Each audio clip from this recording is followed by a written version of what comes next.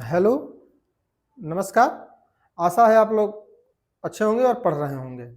हम लोग management accounting पढ़ रहे हैं और मैनेजमेंट अकाउंटिंग में कुछ चैप्टर्स हम लोग पढ़ चुके हैं। जो लोग नहीं देखे होंगे वो जा करके प्लेलिस्ट में वीडियो है, जाके देख सकते हैं। आज हम लोग पढ़ना standard costing and variance analysis. देखिए, जो लोग फर्स्ट क्लास देखे होंगे तो मैं बताया था कि मैनेजमेंट अकाउंटिंग का बेसिक नीड ये है कि इसकी आवश्यकता केवल इसलिए है कि किस प्रकार से एक मैनेजर को इंफॉर्मेशन दिया जाए ताकि वह एक गुड डिसीजन ले पाए। उसी के रेफरेंस में हम लोग budget, ratio analysis, variance analysis, standard costing, break even point etcetera चीज़ों को हम लोग डिस्कस करते हैं। तो यहाँ पे यही है कि हम लोग स्टैंडर्ड कॉस्टिंग देखते हैं और आफ्टर दैट वेरिएंस एनालिसिस। देखिए यहाँ पर क्या चीज़ें हैं। First of all we are discussed about what is calculate of any cost. देखिए, कोई भी गुड्स जब प्रिपेयर हो रही होती है तो उसको कॉस्ट बनाने के लिए, कॉस्ट को कन्वर्ट करने के लिए डिफरेंट टाइप्स के कॉस्ट इस्टेब्लिश किए जाते हैं। जैसे फिक्स्ड कॉस्ट क्या होगी, उसकी वेरिएबल कॉस्ट क्या होगी। आप जानते हैं फिक्स्ड कॉस्ट कौन सी कॉस्ट होती है, जो कि प्रोडक्शन पर डिपेंड नहीं करती है, चाहे प्रोडक्शन 0 हो चाहे 1000 हो। जो फिक्स्ड कॉस्ट होती है नेचर फिक्स होती है, लेकिन बस पर यूनिट जब कैलकुलेट करेंगे तो वह धीरे धीरे घटती चली जाती है। लेकिन वेरिएबल कॉस्ट क्या है? वेरिएबल कॉस्ट मीन्स कि चाहे आप प्रोडक्शंस 1 बनाएंगे तो 1 जैसा होगा, 2 बनाएंगे 2 जैसा होगा, 3 बनाएंगे 3 जैसा होगा, 100 बनाएंगे 100 जैसा होगा, 1000 क्रिएट करेंगे 1000 जैसा होगा। तो ये चीज़ें तो बेसिक चीज़ें हो गई। दूसरी बात कि कॉस्ट को डिटरमाइन करने के लिए एक हिस्टोरिकल कॉस्ट है, जो कि डिफरेंट टाइप्स के कॉस्ट जो भी हैं, अभी मैंने जो फिक्स्ड कॉस्ट और वेरिएबल कॉस्ट मैंने बताया वो तो यूज होता ही होता है। लेकिन जानते हैं कि मैनेजर को एक मैनेजमेंट है तो मैनेजमेंट प्री प्लान की प्रक्रिया है। जब भी कोई एक्चुअल वर्क हो रहा होगा उससे पहले उसके पास एक ऐसा डाटा हो जो कि वो कंपेरिजन कर पाए कि जो हमारा वर्क एक्चुअल परफॉर्मेंस हो रहा है, क्या वह actual performance according to my plan हो रहा है या नहीं हो रहा है। उसी के लिए स्टैंडर्ड कॉस्टिंग की आवश्यकता पड़ती है। Standard costing is reference to कि केवल आप स्टैंडर्ड तैयार कर रहे हैं, राइट, कि किस प्रकार से स्टैंडर्ड को तैयार किया जाए ताकि कंपैरिजन किया जा सके। इन्हीं सब चीज़ों को देखते हैं। और स्टैंडर्ड कॉस्टिंग कैसे तैयार हो रही होगी? तो स्टैंडर्ड कॉस्टिंग तैयार करने के लिए बेसिकली मीन्स ये है कि आप या तो प्लान तैयार कर रहे होते हैं, प्लानिंग आपकी अच्छी होनी चाहिए, प्लानिंग और प्रोजेक्टेड परफॉर्मेंस कि कोई भी आपका परफॉर्मेंस है प्रोजेक्टेड, उसका परफॉर्मेंस क्या है। इस दो के आधार पर आप स्टैंडर्ड कॉस्टिंग प्रिपेयर करते हैं। स्टैंडर्ड कॉस्टिंग की अगर नेचर की बात किया जाए कि उसकी नीड क्यों है, स्टैंडर्ड कॉस्टिंग हम इसलिए पढ़ रहे हैं बिकॉज जब हमारी कंपनी या हमारी इंस्टीट्यूशंस, कोई भी एनी इंस्टीट्यूशंस हो, अगर वह स्टडी करती हैं और उसका एक्चुअल जो परफॉर्मेंस कर रही हो, एक्चुअल परफॉर्मेंस, तो इससे कंपैरिजन कर पाए। बेसिक इसका डिफरेंस यही है, ताकि पता चल पाए कि हमारा स्टैंडर्ड क्या है, हमारा एक्चुअल क्या है, उसके वेरिएंस क्या क्या चीज़ें आ रही हैं। तो फर्स्ट ऑफ ऑल आप ऐसे समझिए कि इसकी प्रोसेस की बात किया जाए तो first of all first step पे क्या होता है, setting standard costing, standard cost. तो first of all we are discussed about setting of standard cost. Setting of standard cost के बाद क्या होगा, कैलकुलेशन ऑफ एक्चुअल परफॉर्मेंस,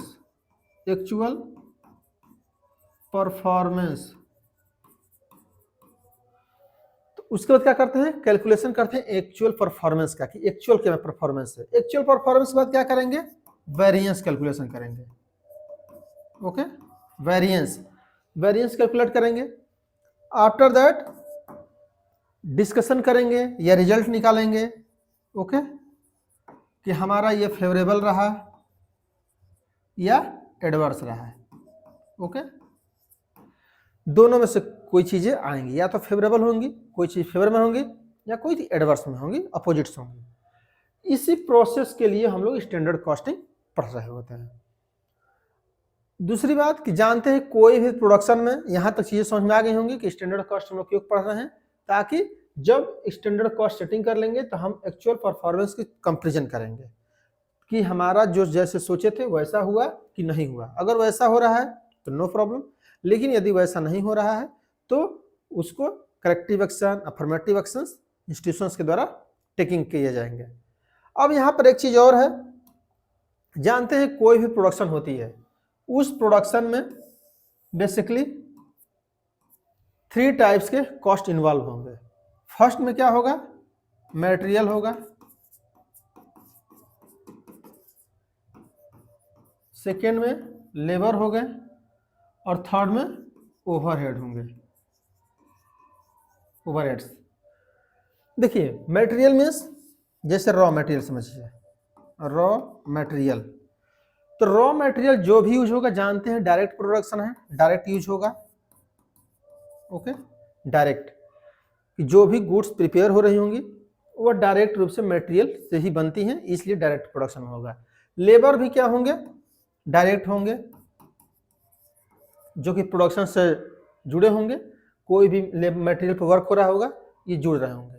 और कुछ ऐसी भी होती हैं जो कि सभी काम करते हैं। ओवरहेड्स मीन्स जिसको हम टाइम के आधार पर डिवाइड करते हैं, पर यूनिट डिसाइड नहीं कर सकते। जैसे मान लीजिए कि एक मैनेजर है, ओके, एक मैनेजर है, वो मैनेजर प्रोडक्शन का भी काम करता है, मैन्युफैक्चरिंग का भी काम करता है मान लीजिए, और सेलिंग का भी काम करता है, फाइनेंस का भी काम करता है, तो उससे ये डिसाइड नहीं कर सकते हैं कि ये मटेरियल और लेबर पर कितना उसने वर्क किया है, और पर यूनिट कॉस्ट उसकी डिटरमाइन नहीं की सकती है।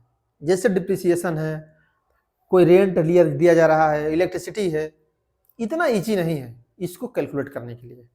तो जो चीज़ें डायरेक्ट कॉस्ट से नहीं जुड़ी होती हैं, डायरेक्ट प्रोडक्शन से नहीं जुड़ी होती, उसको ओवरहेड माना जाता है ऊपरी व्यय में। कौन कौन से व्यय हैं जो कि प्रोडक्शन से डायरेक्ट रूप से नहीं जुड़े हुए, केवल वो फैसिलिटेट कर रहे हैं कि किस प्रकार से प्रोडक्शन को किया जाए, उसको हम लोग ओवरहेड्स में रखते हैं। इस तरह से चाहे वेरिएंस, इसका मतलब क्या है, variance on the basis of material, variance on the basis of labour and variance on the labour of overheads होंगे। अर्थात जो भी हम वेरिएंस कैलकुलेट करने वाले हैं, एनालिसिस करने वाले हैं, वो मेनली 3 टाइप से कैलकुलेट होंगे, या तो मटेरियल के आधार पे, लेबर के आधार पे, ओवरहेड्स के आधार पे। सबसे ज़्यादा इंपॉर्टेंट मटेरियल है, मटेरियल।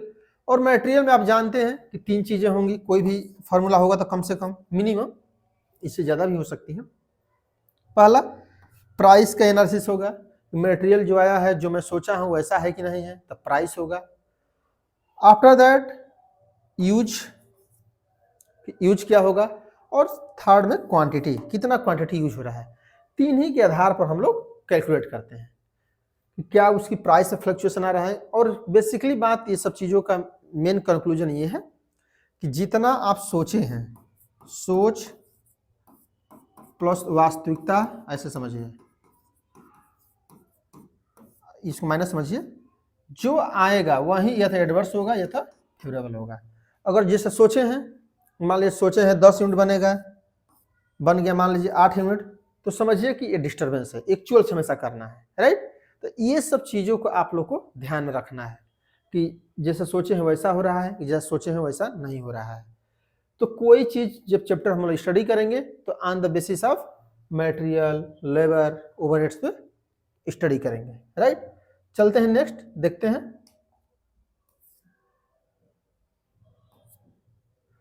देखिए total cost variance, total cost की वेरिएंस क्या है, जो मैंने अभी बताया कि टोटल कॉस्ट वेरिएंस में क्या क्या होंगी, मटेरियल होगा, ओके, लेबर होंगे और ओवरहेड होगा। ये 3 चीजें होंगी कॉस्ट में, और इसी से कॉस्ट बनता भी है। कोई भी कंपनी होगी, कॉस्ट 3 ही से क्रिएट होती हैं। कोई भी गुड्स प्रिपेयर हो रही है, कोई भी सर्विस दी जा रही है, या तो मटेरियल की कितना कॉस्ट आ रही है, लेबर जो वहाँ वर्क कर रहे हैं उनकी कॉस्ट क्या है, और जो वहाँ मैनेजर, क्लर्क, मशीन, ये सब चीज़ें लगी हुई हैं उनका क्या कॉस्ट है। इसी के आधार पर हम लोग देखते हैं, राइट। अब देखिए यहाँ पर क्या है, फार्मूला चल के देखते हैं। देखिए मटेरियल कॉस्ट वेरिएंस, मटेरियल की कॉस्ट की यदि कैलकुलेट किया जाए, देखिए सबसे ज़्यादा इंपॉर्टेंट यही है। जो लोग इसको समझ गए तो समझिए कि उसके लिए इजी हो जाएगा। सबसे इजी वही है, सबसे जो भी इम्पोर्टेंट है, मटेरियल कॉस्ट वेरिएंस, एमसीवी। देखिए मटेरियल कॉस्ट वेरिएंस में क्या है, मटेरियल कॉस्ट वेरिएंस का formula standard cost of actual output actual cost.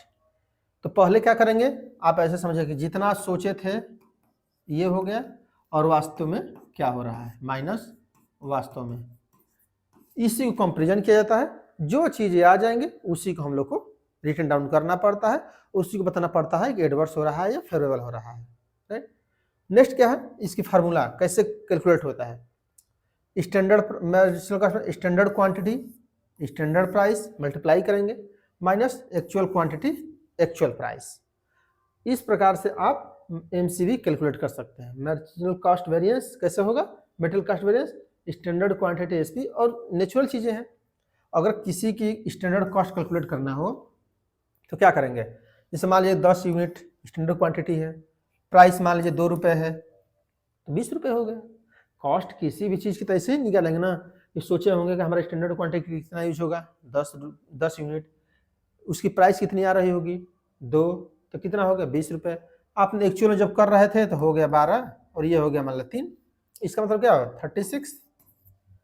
जब 36 हो जाएगा तो 20 माइनस 36 माइनस आ जाएगा 16, ये क्या हो गया एडवर्स हो गया। सिंपल सी बात है, जब माइनस में आ रहा था एडवर्स हो गया। इसी प्रकार से क्वेश्चन को सॉल्व किया तो बहुत ईजी है, केवल आपको फॉर्मूला याद करना पड़ता है, एक चीज समझ जाएंगे सब कुछ कर ले जाएंगे। बस फार्मूला को थोड़ा सा चीज़ों को ध्यान रखना पड़ता है, जो कि मैं अभी बता भी दूंगा थोड़ी चीज़ें ट्रिक समझने के लिए। तो 2 चीज़ें तो याद हो गई होंगी कि स्टैंडर्ड क्वांटिटी होगी तो प्राइस मल्टीप्लाई करना है, और एक्चुअल क्वांटिटी होगी तो एक्चुअल प्राइस मल्टीप्लाई करना है। मीन्स एक्चुअल एक साथ होंगे, स्टैंडर्ड प्राइस स्टैंडर्ड क्वांटिटी एक साथ होंगे, एस एक साथ, ए क्यू एपी एक साथ। तो ये तो क्लियर हो गया, राइट। नेक्स्ट क्या है मटेरियल प्राइस वेरिएंस। देखिए यहाँ पर सिंपल से याद करने की जो फॉर्मूला है या ट्रिक्स है, ऐसा कुछ तो ट्रिक है नहीं, लेकिन कोई भी चीज़ है जो यहाँ पर दिया होगा प्राइस, उसी का डिफरेंस लेना है, राइट। जैसे स्टैंडर्ड प्राइस हो गया एक्चुअल प्राइस हो गया, तो इसका डिफरेंस लिया गया है ना। क्यों लिया गया, प्राइस का हम वेरिएंस देख रहे हैं। वेरिएंस मीन्स अगर आम बोलचाल की भाषा में किया जाए तो वेरिएंस मीन्स क्या होता है, घटाना। ओके, ये घटा बढ़ा कितना में अंतर आ रहा है, इसका अंतर भी लिख सकते हैं सिंपल भाषा में। अच्छा, तो वेरिएंस विचरण हो सकता है, लेकिन इसका सिंपल जो समझने वाली भाषा है मैनेजमेंट अकाउंटिंग में, जो कि इजी है समझने के लिए, वो है अंतर। तो देखिए material price variance, material price का अंतर क्या है, तो यहाँ प्राइस नहीं करेंगे अंतर, सिंपल सी बात है। जब प्राइस कर दिए एक्चुअल क्वांटिटी आ गई, अब क्या है कि एक्चुअल से मल्टीप्लाई कर देंगे। 2 चीजें और रखना है, जो भी एक्चुअल क्वांटिटी हमेशा एक साथ रहती है और स्टैंडर्ड प्राइस एक साथ रहती है, एसपी। क्योंकि सबसे ज्यादा कंफ्यूजन क्या आएगा, ऐसे समझिए, ये तो आप समझ गए कि प्राइस पूछा जा रहा है तो प्राइस के वेरिएंस निकालेंगे कि हम सोचे कितना था प्राइस होगी और एक्चुअल में कितना प्राइस हो रही है। कंफ्यूजन कहाँ होना है, क्योंकि प्राइस से हो गया है तो प्राइस से मल्टीप्लाई तो होना नहीं है, इस बात को जान ही रहे हैं। प्राइस यदि मल्टीप्लाई हो गई है तो प्राइस से तो होना नहीं है, होना तो उसको क्वांटिटी से है, ये तो क्लियर है। अब क्वांटिटी में यही कंफ्यूजन आएगा कि एसक्यू स्टैंडर्ड क्वांटिटी से करें कि एक्यू से करें, कंफ्यूजन तो यही होगा। तो इस बात को सर्वदा याद रखना है, ऑलवेज रिमेंबर इट, कि हमेशा एवरेज क्वांटिटी से या एक्चुअल क्वांटिटी से आप मल्टीप्लाई करते हैं, ये याद रखना है। 2 चीजें क्या कहे, फर्स्ट पे कि जिसका वेरिएंस पूछा जाएगा उसी का डिफरेंस लेंगे, और जो यहाँ पर ले लेंगे उसके अपोजिट वाले से मल्टीप्लाई करते हैं। जैसे प्राइस ले लेंगे तो क्वांटिटी से, क्वांटिटी लेंगे तो यह आएगा नीचे, क्वांटिटी लेंगे तो प्राइस से करेंगे, और एक्यू के साथ करेंगे एक्चुअल क्वांटिटी के साथ, स्टैंडर्ड क्वांटिटी के साथ नहीं करेंगे, एक्चुअल क्वांटिटी के साथ करेंगे। Are you understand. चलते हैं नेक्स्ट पे, material use variance. Use variance में से कितना यूज किए आप, प्रयोग। ओके, प्रयोग क्या होता है, क्वांटिटी का प्रयोग होगा, क्वांटिटी तो प्रयोग की जाएगी मटेरियल की। तो मटेरियल प्रयोग की वेरिएंस क्या है, अंतर कितना आ रहा है। अब देखिए प्रयोग क्वांटिटी बताना, देखिए यहाँ एस क्यू एक क्यू होगा। अब मैं भी ये बताया कि हमेशा एस वाला चीजें पहले होती है, स्टैंडर्ड क्वांटिटी से एक्चुअल, क्योंकि देखिए यहाँ लिखा ना standard cost actual output actual, क्योंकि बेसिक फार्मूला यही है। अब देखिए यहाँ पर क्या है कि जब एस क्यू और ए क्यू का माइनस हो गया तो अब तो निश्चित है कि क्यू से माइनस होगा तो पी ही होना चाहिए, प्राइस से ही होगा, कि क्वांटिटी से आ गए अंतर तो प्राइस माइनस करेंगे, मल्टीप्लाई करेंगे, सॉरी। अब क्या होगा कि इसके साथ एसपी होता है हमेशा, इस बात को ध्यान रखना है। तो फॉर्मूला याद करने का सबसे सिंपल तरीका समझ लीजिए, मार्जिनल कॉस्ट वेरिएंस में तो कोई मतलब नहीं है कि स्टैंडर्ड क्वांटिटी स्टैंडर्ड प्राइस से मल्टीप्लाई कर देंगे, माइनस क्या करेंगे, actual quantity actual price minus कर देंगे, आ जाएगा। प्राइस में क्या करना है, प्राइस का डिफरेंस लेंगे और एक्चुअल क्वांटिटी से मल्टीप्लाई कर देंगे, और यहाँ क्वांटिटी में स्टैंडर्ड क्वांटिटी से स्टैंडर्ड क्वांटिटी एक्चुअल क्वांटिटी का डिफरेंस लेंगे और स्टैंडर्ड प्राइस से मल्टीप्लाई कर देंगे। ये चीजें सभी में लगभग यूज होती हैं। तो आई थिंक आपको पता चल गया होगा कि किस प्रकार से हम मटेरियल कॉस्ट वेरिएंस को कैलकुलेट करते हैं, राइट। तो चलते हैं नेक्स्ट, देखते हैं इसका एक क्वेश्चन, ताकि और थोड़ा सा कॉन्सेप्ट हम लोग का क्लियर हो जाए। देखिए पहले तो कुछ चीजें यहाँ पर हम लोग लिख लें ताकि चीजें और इजी रहेंगी। देखिए यहाँ पे क्या है, the standard cost card show the following details relating to the material needs to produce 1 kg of groundnut oil. तो यहाँ पता जा रहा है कि 1 किलो ग्राउंडनट बनाने के लिए स्टैंडर्ड दिया जा रहा है। जानते हैं कि कोई चीज आप बना रहे हैं तो स्टैंडर्ड दिया जाएगा ना, कि जैसे मान लीजिए नमकीन का ही बनाया जा रहा है तो नमकीन की स्टैंडर्ड दिया जाएगा कि ये आधा किलो बनाना चाहते हैं तो ये करिए। जैसे आप कोई रेसिपी वाले वीडियो देखते होंगे तो उसमें दिया होता है कि आधा किलो ये बनाना चाहिए ना, तो ये इतना मिर्च डालिए, इतना मसाला डालिए, ये सब डाला जाता है ना। तो अब 1 किलो बनाना है तो उसी के अनुसार चेंज करना है, 2 किलो बनाना है तो उसी के अनुसार चेंज करना है, उसी को यहाँ से समझना है, राइट। कि बताया जा रहा है कि ये मान के सोचा जा रहा है कि 1 किलो यदि ग्राउंड नट होता है, ओके, मूंगफली, तो 1 किलो यदि ग्राउंड नट होता तो क्या क्या चीजें अगर बनाना हो, ऑयल, समझ रहे हैं, ऐसे समझिए कि 1 किलो मूंगफली का तेल बनाना हो तो स्टैंडर्ड बता रहा है कि क्या क्या चीजें यूज होंगी या कितना लेना पड़ता है। जैसे quantity of groundnut required, तो वो बताया जा रहा है कि 1 किलो यदि ऑयल बनाना चाह रहे हैं, ऐसे समझिए 1 kg मूंगफली तेल बनाने वाले हैं तो आपको क्वांटिटी कितनी चाहिए, 3 किलो, 3 kg। जैसे मस्टर्ड ऑयल के देखते होंगे तो 4 किलो 3.5 किलो में 1 किलो निकलता है, उसी के पैरामीटर्स में बताया जा रहा है। तो एक बार इसको थोड़ा सा बेसिकली समझ लेंगे तो और कॉन्सेप्ट क्लियर हो जाएगा। Next, price of the groundnut बताया जा रहा है कि प्राइस कितनी होगी, 2.5 kg, ऐसे समझना 2.5 पर kg, और प्राइस यहाँ पर लिख लीजिए 2.5 पर kg, राइट। अब यहाँ पर चीजें हो गई। अब देखिए एक्चुअल प्रोडक्ट डाटा जा रहा है, ये क्या है, एक्चुअल प्रोडक्शन डाटा। ये तो स्टैंडर्ड हो गया, स्टैंडर्ड क्वांटिटी आ गई, इसका मतलब क्या है, स्टैंडर्ड क्वांटिटी आ गई और स्टैंडर्ड प्राइस आ गया। स्टैंडर्ड प्राइस क्या है 2.5 और स्टैंडर्ड क्वांटिटी, अब स्टैंडर्ड क्वांटिटी भी कैलकुलेट की जाएगी। अब देखिए क्या है, प्रोडक्शन ड्यूरिंग द मंथ बताया जा रहा है कि 1000 kg प्रोडक्शन किया गया है, किसका, ग्राउंड नट ऑयल का है। तो अब जानते हैं कि जब 1000 स्टैंडर्ड क्वांटिटी कैसे कैलकुलेट होगी, जब 1 किलो पे 3 किलो चाहिए तो 1000 पर कितना चाहिए, तो सिंपल सी बात है 1000 पे मल्टीप्लाई बाई 3, 3000 ये तो कोई दिक्कत है नहीं, मीन्स 3000 kg आपको ग्राउंड नट की आवश्यकता पड़ेगी, तब जा करके आप 1000 किलो तेल निकाल पाएंगे। यहाँ तक तो चीज कंसेप्ट समझ में आ रहा होगा। अब क्या है, लेकिन देखिए अब यहाँ से एक्चुअल स्टार्ट करना है। स्टैंडर्ड प्राइस आ गया, स्टैंडर्ड क्वांटिटी आपके पास आ गई, 2 चीजें आ गया। अब हमको खोजना क्या है कि एक्चुअल प्राइस क्या है और एक्चुअल क्वांटिटी क्या है, क्योंकि ये चारों चीजें आ जाएंगी तो क्वेश्चन सॉल्व हो जाएगा हम लोगों का। जो पहले से फार्मूला देखे थे उस पर अपलोड कर देंगे। अब यहाँ पर क्या है, दिया गया है क्वांटिटी ऑफ मटेरियल यूज्ड, लेकिन बताया जा रहा है कि 1000 kg क्वांटिटी बनी, लेकिन उसका मटेरियल यूज कितना हो गया एक्चुअल में। ये तो सोचने वाली चीज थी 3 किलो लगेगा, लेकिन एक्चुअल बता रहा है कि 3500 यूज हो गया, 3500 kg।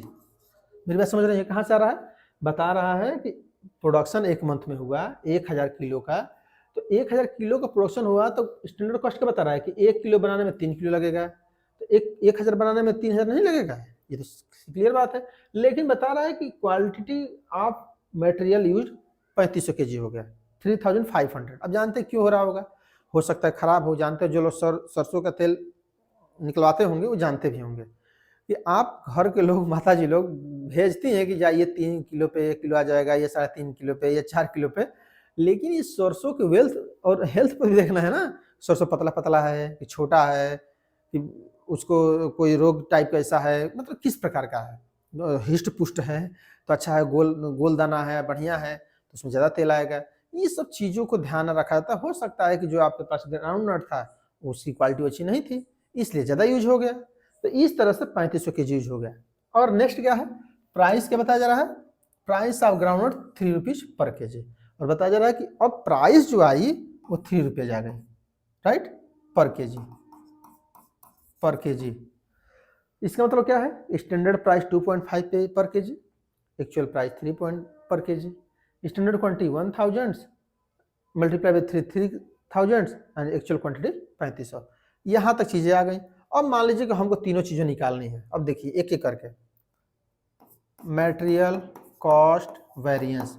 तो मटेरियल कॉस्ट वेरिएंस के लिए क्या बताया था, standard price multiply by standard quantity minus actual price multiply by actual quantity. अब देखिए जो वैल्यू लिखी गई है उसी पर, स्टैंडर्ड प्राइस क्या है 2.5 multiply by 3000 minus actual price क्या है 3 मल्टीप्लाई एक्चुअल क्वांटिटी कितनी है 3500, सॉरी प्राइस क्या, हाँ 3500। अब यहाँ पर क्या इसी को सॉल्व कर देना है, कितना आ जाएगा 75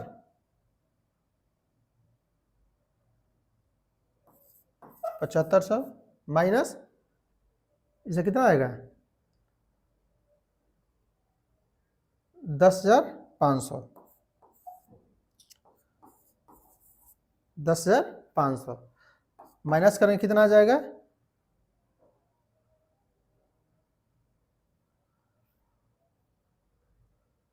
3।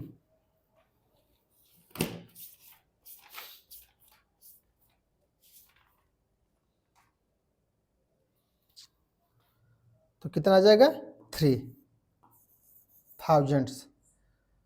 अब क्या हुआ 3000, देखिए ये ज़्यादा हो गया ये कम हो गया, तो माइनस में आ रहा है ना, तो माइनस नहीं लिखा था यहाँ पे, यहाँ एडवर्स लिखा था ए। इस बात को ध्यान रखना है, ए मीन्स एडवर्स, अपोजिट, विपरीत, राइट। ये क्लियर हो गया। अब देखिए अब यहाँ पर वैसे ही आप कैलकुलेट कर दीजिए, marginal sorry material use variance. देखिए ऐसे मटेरियल यूज वेरिएंस देख लीजिए, यूज कितना हुआ, यूज क्वांटिटी देखना है, पहले प्राइस निकाल लीजिए, नहीं तो आप कहेंगे कि सर फार्मूला दूसरा बताए थे, यहाँ पर दूसरा बता रहा है।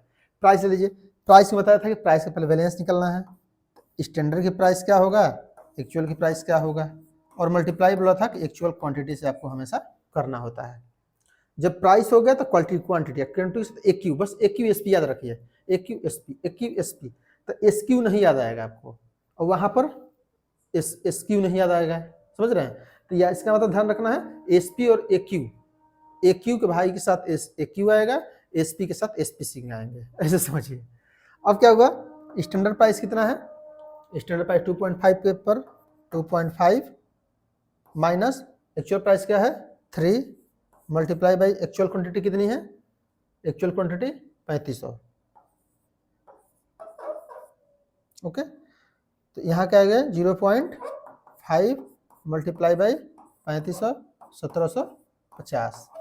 अब 1750 देखिए क्या है, ऐसे समझिए तो ये भी एक तरह से माइनस ही आ रहा है कि नहीं, 2.5 माइनस 3, तो इसलिए ये भी एडवर्स हो जाएगा, राइट।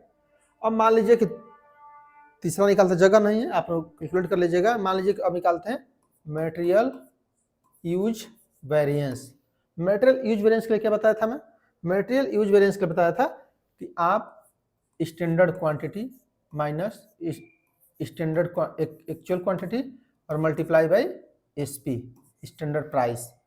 देखिए स्टैंडर्ड क्वांटिटी कितनी है 3000 माइनस एक्चुअल क्वांटिटी कितनी है 3500, ये भी ज़्यादा हो गया, और मल्टीप्लाई किससे करेंगे स्टैंडर्ड प्राइस, स्टैंडर्ड प्राइस कितना है 2.5, यहाँ 5 आ जाएगा माइनस 500 माइनस 2.5, तो कितना आ जाएगा 1250। ये भी क्या आ जाएगा एक्चुअल। अब देखिए इसको सही करने का जो ट्रिक है समझने के लिए ऐसे समझिए कि MCV बराबर MCV equal to MPV plus MUV।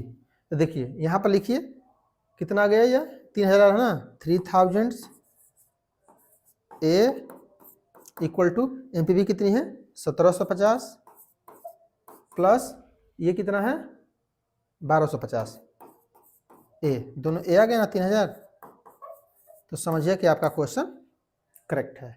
इस प्रकार से चीज़ों को हम लोग सॉल्व करते हैं, राइट। तो आई थिंक आप लोगों को समझ में आ गया होगा कि किस प्रकार से हम क्वेश्चन को सॉल्व करते हैं, राइट।